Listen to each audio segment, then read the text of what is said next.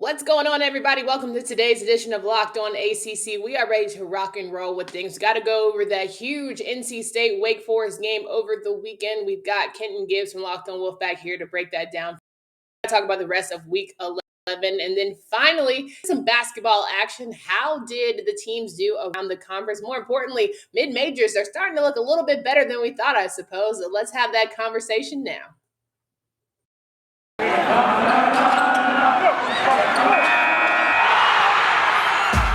Locked On ACC, your daily podcast on the Atlantic Coast Conference. Part of the Locked On Podcast Network, your team every day.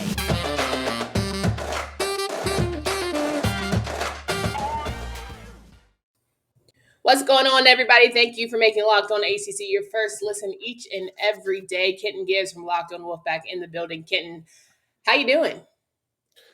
I've been better. I've been better. But, you know, we march on. All in all, everything is great, really. I have a jam-packed day today, so I'm going to be running from the time that we finish recording this forward, and we'll see how it goes.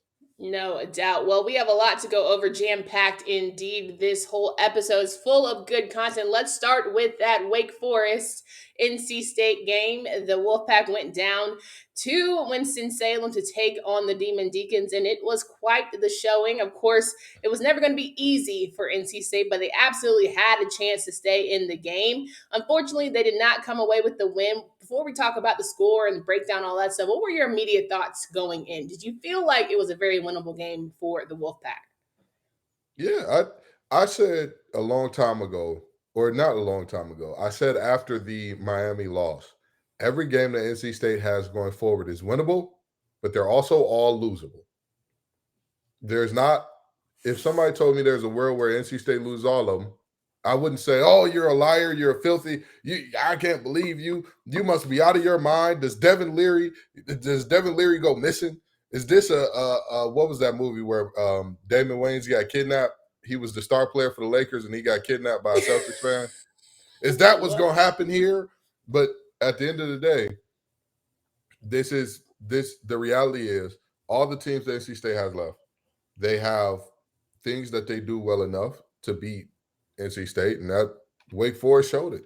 Wake Forest showed it. They didn't even have a great night passing the ball, but they showed that they were good enough to win. No doubt. I mean, Devin Leary, let's talk about him for a second. 408 yards on the night. Bam Knight having a great run. Ricky Persons, extremely good at the run game. It seemed at times as though NC State kind of abandoned that a bit for whatever reason, but the guys were getting it done. And then you also have to talk about Emeka Emezi and Devin Carter stepping up in big ways for the Wolfpack. Devin Carter making catches that I normally give him crap for dropping, but he was coming up clutch for them all night. I think offensively, they were figuring it out. You know, they were staying in the game, keeping it close. But you talk about three sides of the ball. Defense was starting to show that it had definitely is without some of their best men, in my opinion. And then also special teams missing a field goal from Chris Dunn in the game of losing by 3. That's always tough to look back at now. Chris Dunn was 88% in field goal percentage his sophomore year. Since then, 70%. It's unacceptable. It's unacceptable. It just is what it is. We were okay with it, and everybody was like, oh, don't send them death threats after the Clemson game because, of course, you should never send death threats, period. But we can talk about what's happened to Chris Dunn. What's happened? This is getting ridiculous. And then you move on to the defense. I actually disagree with you, and I'm not just saying this because I'm a former defensive lineman. I think that the offense was who came up short. Now, the Wolfpack scored 45 points. The game was 45-48, right? 42. 42-45, right? Mm-hmm. Let's do some numbers here. Bam Knight scored 1 touchdown on a kick return. So that gives you 7. So now the offense is down to 35 points. Bam Knight returned another kick, 64 yards, gave him a 30-yard field, more or less. So let's say half of those points don't belong to offense. You take 10 points away from our offense had. They had 32. And then when you realize the defense caught 2 interceptions immediately after Devin Leary threw interceptions to put us in positions to score, you're really looking at And at the end of the day, this offense started the game with an 8-drive touchdown drought. They scored a couple field goals in that time, no touchdowns. You cannot beat Wake Forest with touchdowns. And hats off to Wake Forest. Hats off to Wake Forest. They made enough plays to win, period. They made enough plays to win. But there's one thing that I would love to say here, okay? I would like for referees to get rid of the calls offensive pass interference and holding. I very seriously want both of those things gone because to me, it's not fair that you give defenders the thought and the illusion that these things exist because you're setting up a situation that people talk about all the pass interference that our defense had. But when you look at the first touchdown, you have a 6'5" wide receiver fully extending his arm for the second week in a row. For the second week in a row. And people always say, You want to call him out? You want to call him out? Call him out. A.T. Perry, I ain't got to hide from the man. A.T. Perry knows who he is, and he knows what he's been getting away with. He knows. It ain't no surprise to nobody. But all I'm saying is this. I want that call taken away because I am a big, big believer. If I know the rules of engagement, I can come up with something to take away that ability. I can come up with something. I come up with a technique for it. Like people keep saying, "Oh, well, NC State was face guarding, and that's why they got all those penalties." Well, how else do you defeat somebody putting their arm into your chest, holding you off, and running? How else do you do that? And then you put it in a situation where all the quarterback has to do is underthrow the ball. And then as soon as it goes from here to drum, guess what? They're going to get the penalty every time on that. So I agree. And I think that, Sam Hartman had all day to throw, not because he had plenty of time in the pocket and his offensive line was somehow phenomenally doing well. I think it was a lot of holding that got missed, but you can't for naught. I think it was the huge third and longs that really got NC State's defense in trouble. It seemed like every time they had them right where they wanted them, it was 3rd and 7, 3rd and 9, and they just couldn't get off the field and they were extending drives and it was giving life into Wake Forest. And all they needed was life, right? All they needed was a quick hit to A.T. Perry or to Donald Stewart, and it was just like, okay, we still have momentum. We can keep going. And for the fact that they beat NC State without a Jaquari Robertson, I think that's huge for a Wake Forest team that, was all about him going into season. And they didn't have Christian Beal-Smith. So you're down 2 of your top receiving and running backs, and you still were able to come through. Well, I'm not even saying that the holding was that egregious in this game. I believe I was there with my own too. It was pretty bad. Here's why I say get rid of holding. The phrase holding happens on every play. Well, why do we have it? If it happens every play and it doesn't get caught every play, why do we have it? Get rid of it so the defensive linemen know the rules of engagement are they can hold you in any type of way they want. You have to figure it out. Just tell us we have to figure it out and we can come up with something to figure it out. But if we believe that this call is there, then we're not going to be able to properly function. But now back to the other things in the game. We allowed them to be nearly 50% on third downs. We allowed them to be, I want to say about 40-some% on 3rd and 7 or longer and 4th and 7 or longer as well. So, I mean, that's when you look at the game, that's why you look at what Wake Forest typically does poorly. They're allowing 216 rushing yards per game over the season. If you take their last 5 games, including against Duke, they're allowing 243. NC State didn't even get a third of that. We had 70 rushing yards. Listen, I understand we have a really good receiving core. We have one of the best quarterbacks in the nation. I get it. But guess what?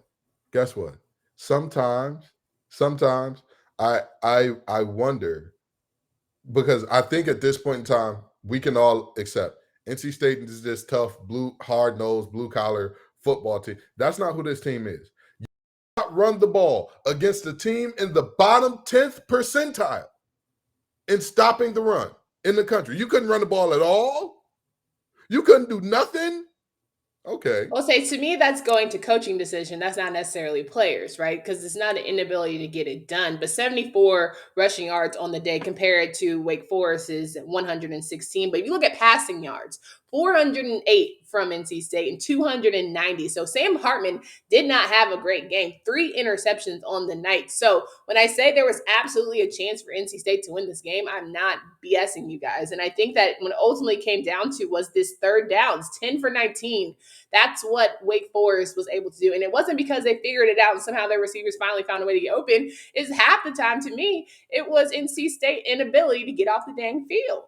So all you have to do is look in the mirror. I think that's all I had to say. It's NC State looking in the mirror and saying, as much as you guys want to be the next level, to be in conversations with the Clemsons and the Notre Dames, hell, if we want to put them in the mix of the world, you have to win these types of games. Like if you have been at home, easy win. But you have to win on the road in these challenging environments. I think Doran has changed the floor for NC State. He has not changed the ceiling. I think that he's changed the floor to about in an average year where everything is like going meh. Like we don't have a ton of injuries. Our starting quarterback is all right. We're not looking at everybody and their mama being injured. We're looking at like 7 wins on a meh type of year. Maybe the ACC is really good and we're not in that category. We're looking at 6 wins. But on our best years, I think we're looking at 9, maybe 10, maybe. So maybe we just have to have an honest conversation from a fan standpoint of who NC State is and just enjoy the 9, right? Just enjoy the opportunity to be even competing in a championship environment opportunity or win a division. Maybe we should just be glad that there's even a competition and settle it there. But clearly it's not enough. We can have NC State fan conversation, a whole segment for that. But I don't want to bore the rest of you guys who want to know more about some other teams going into this bad boy. But first, I want to make sure you guys are all set when it comes to PrizePicks, the college fantasy daily fantasy made easy. It offers more college football props than anyone in the world. All of the users that deposit and use promo code LOCKED ON will receive a 100% instant deposit match up to $100. Use the award-winning app on the App Store or Google Play. Entries can be made in 60 seconds or less. Yes, it is that easy.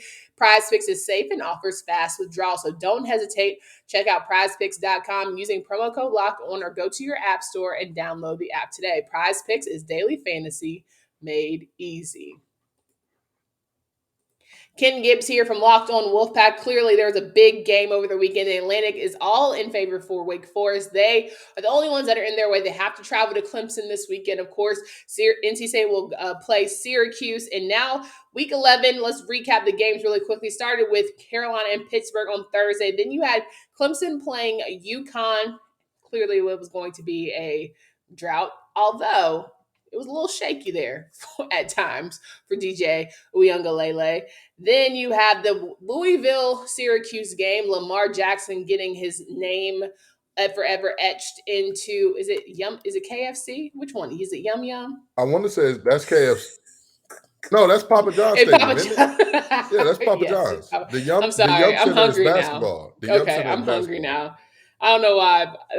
There's only so many stadiums that refer to food that of course stick with you, and so that would be one for me. So that's Papa John's. Okay, cool, Got it. They dominated 41-3. Syracuse looking like Syracuse of old, which might be good for you guys. NC State, going into the year. Florida State, Miami game. Let's stop here for a second. Great matchup. Clearly rivals. That's the one you circle on your calendar if you're in the Florida area. Lee to Dade County, you obviously want to beat whoever is in front of you. You probably paid Pop Warner with these players. But for you, how did you feel about this Miami-Florida State game? Florida State was dominating. Then Tyler Van Dyke and company decided, hey, we want to make this a matchup. Here we come with it. And it was honestly a game to the end. And then the Noles pulled it out 31-28. Who is Miami? Who are they? They don't know. I'm confused, okay? They look like they can't beat anybody in the beginning of the season. Barely beat App State. That's much. Whoop the wheels off Central Connecticut, then lose to UVA and UNC. Then beat 2 ranked teams back-to-back in NC State and Pitt, and then lose to Florida State. What is this? What? I don't know if that's undisciplined. I don't know if that's just feeling like the next man up maybe want to. You step up in one game, you feel like, all right, I'm cool. I know I could be this if I feel like it, but I'm not going to in this next matchup. Of course, you're going to play at your best during Miami and Florida State, but I don't imagine that you can put it all on the coaches. Can you? I'll tell you what. I'll tell you what. This Miami team needs to stop playing around. They need to stop playing around because their last two games, very winnable, very winnable. Would I be the world's shockest man if they lost to Duke? No. No. No. Okay. So, with that being said, Miami, figure it out. We watching. We're watching. We're absolutely watching because Duke is desperate for a conference win as we look to this Virginia Tech game, 48-17 in Lane Stadium. It was senior night. Of course, they're not going to lose to a Duke team on senior night, and they kept on rolling. Man, it's a tough go for those Blue Devils, but also this Boston College Georgia Tech game, right?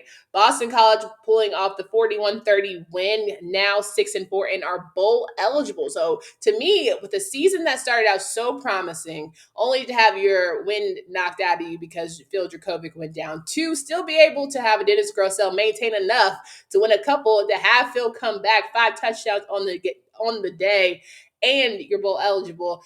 Hats off to Coach Hafley. I'm thinking he might be Coach of the Year.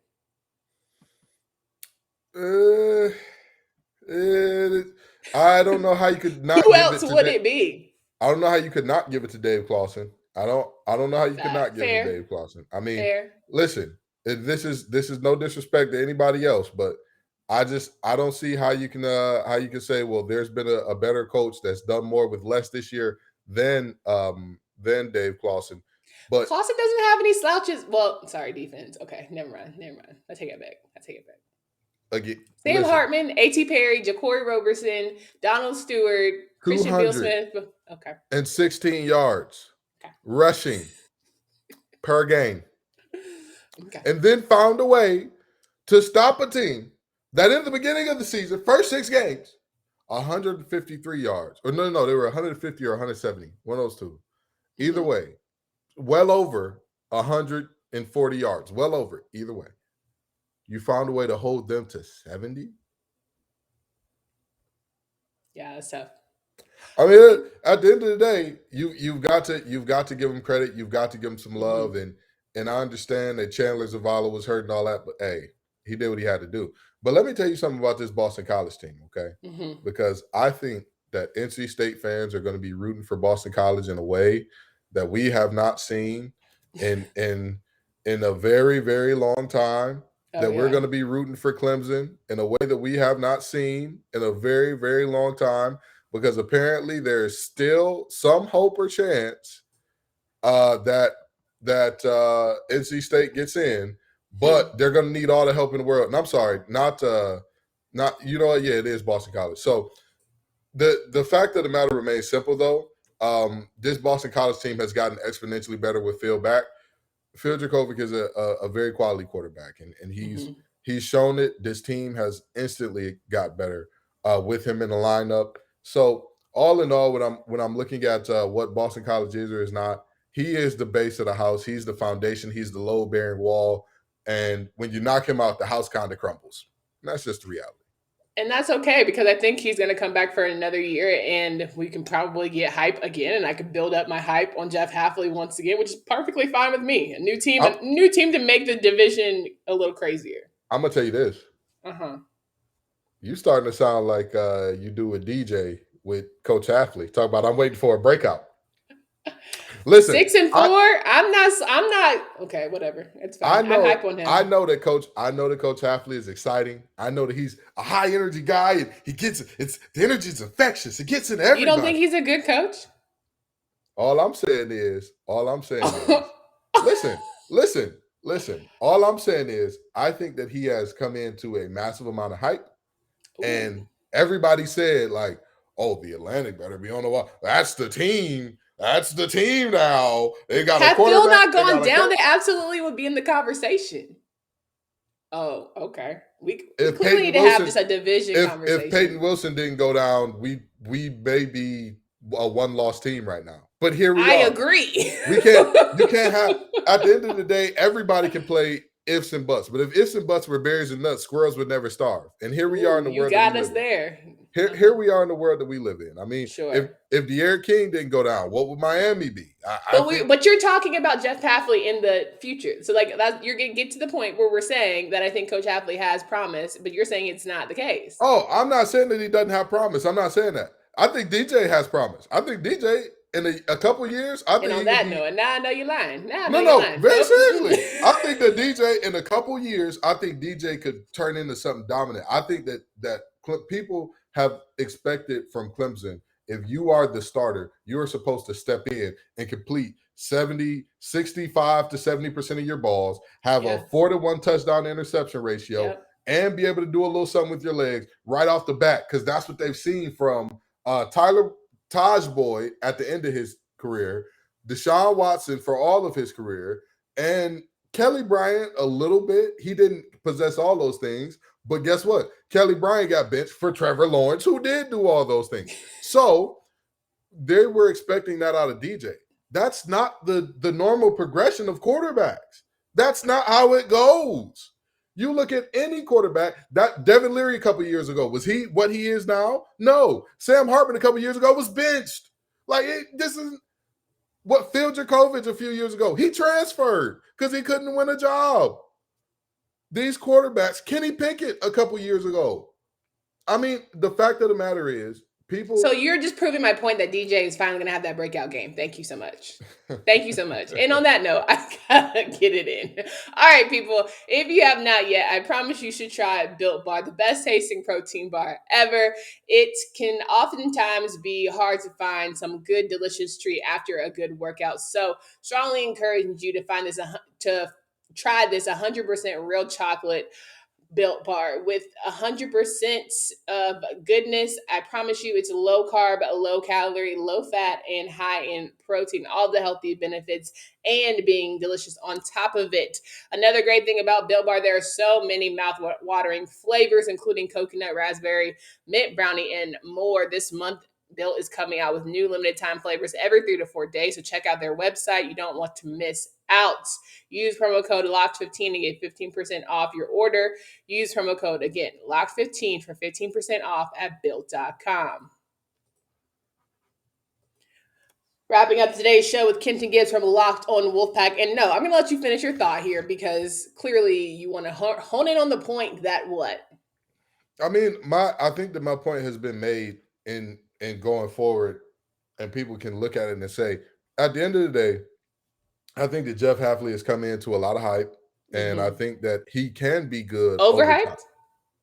A little bit, because people were ready to name him ACC Coach of the Year before the season started, and it's like, based on what? But maybe it's just because Boston College was tough. Like maybe because they had nothing to hope for, and they were finally getting hope. Were they not tough under Adazio? I can tell you, I played those Adazio teams. That was a tough team.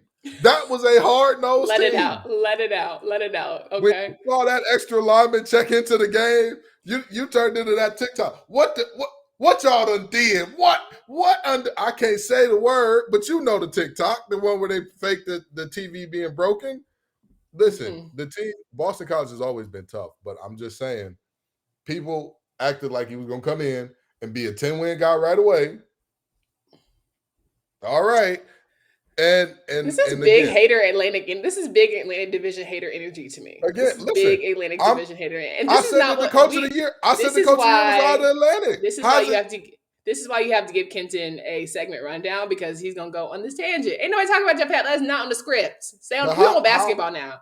We on basketball now. Okay. We on basketball let's now. go to Thank you so much for your opinion. I cannot wait to have a post football recap breakdown, and you can give all the Hafley energy that you want. I'll even give you a whole extra segment if you want it. We can give you a little post show where you can just talk to me about Hafley because clearly there's some underlying things here that you have to let out. Yep. Nope. That's okay. Thank you. Right. And on that note, my show, ACC basketball, as we had some great games this weekend, some tough matchups. Clearly, mid-majors are not as bad as people want to say. And I just think personally that it's okay to say just because you go to a mid-major program does not mean you are a bad school, and you absolutely can go toe-to-toe with the quote-unquote Power Fives, the best of them, all of that good stuff that we talk about, the blue bloods, all of that. I don't know why there is this nuance, there's this notion that you have to go to some elite program or to be an elite school, like you can't get beat. Brown would like a word because they dang sure almost beat North Carolina, right? We had some Pittsburgh lost to West Virginia. Virginia Tech squeaked by Navy after Navy beat Virginia. Georgia Tech won against Stetson. Wake Forest beat Western Carolina. Boston College. Let's talk about Boston College since they were on that. They're winning 2-0 to start the season. Okay, I know everyone didn't think that would happen. Furman beat Louisville. Oh, yeah, there it is. Virginia beat Radford. Duke beat Army. Okay, that was on Friday night. Then you go to Saturday, where Notre Dame beat Northridge. Miami lost to UCF. NC State squeaked by Colgate, and I do mean squeaked. Duke beat Campbell in what eventually became a blowout, and Florida beat Florida State. Boston College beat Fairfield, and then Syracuse beat Drexel. Now, as much as we're saying, okay, some of our ACC teams were looking sharp, they figured it out. Some squeaked out wins. Others were looking shaky, but eventually pulled away thanks to, free throws and what have you. But how are you feeling about the season start with some of this conference play we've seen so far? I think that you made a very good point about mid majors that we need to expound upon a bit. The ACC over the last 2 years has had a player turnover rate of about 40%. And that's average. That's the average for all the schools combined. We see about 40% of our players from year to year not be there the next year. So, with that being said, what is it that is making these mid-major teams really good? Their players are just sticking around. Which player is more likely to stick to their college? Somebody on the bench at NC State, somebody on the bench at Drexel, somebody on the bench at Duke, somebody on the bench at Colgate. Like, at the end of the day, these guys are staying in these programs and they just get experience. They see a lot of college basketball. At the end of the day, we can pretend like the skill level between Power 5 and mid majors in basketball is just this super wide, super big chasm that you can't make up for. But it's not. Physically, a little bit, sure. Most teams, on average, you're going to see your Power 5 teams be a little bigger, a little faster, all that good stuff. In basketball, that's not the only thing that matters. Like in football, you lean on somebody, and if you're 40 pounds heavier than them, at a certain point in time, their body is not going to take kindly to that leaning on. In basketball, you can lean on me all day long. Can you put that ball in the rim after you finish leaning? No? Oh, looks like I have the advantage. So those teams they're very old, very experienced. They are used to playing together.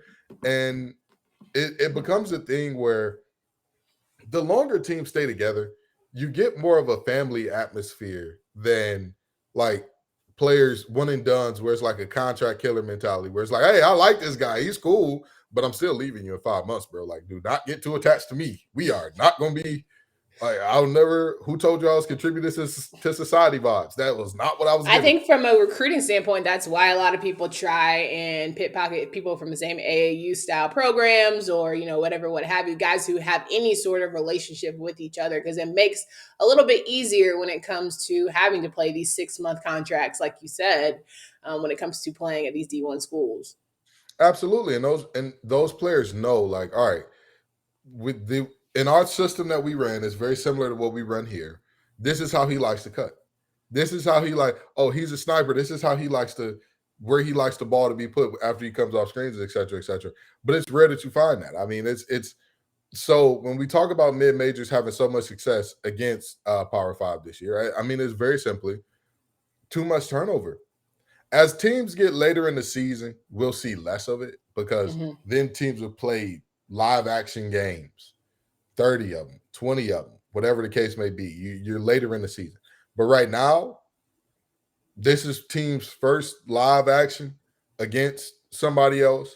And that somebody else happens to be a team where you've got a couple dudes with wife and kids looking across from you and your best player is an 18-year-old 5-star. I mean, as much as we want to say it's in the bag for a lot of these programs out the gate, we're already talking about how great Duke is. They looked shaky at times. As much as we want to say, oh, Carolina's looking a lot better than last year, they looked hella shaky at times. And NC State, good lord, I just want them to get through one season. Manny Bates, losing him to a shoulder injury, that is going to be extremely tough. But one man can't be your entire team. And I think that Sebron and the rest of those guys are going to have to step up in big ways. But there's a lot of good basketball all around. I think it's just a matter of, can you get adjusted? Can you understand that this is a regular season? This ain't 2020. We're back to, what we used to do. Let's see how people adjust from there. I think the interesting thing about that is NC State won their rebounding battle against Colgate, which was very interesting to me. It was a full team effort there.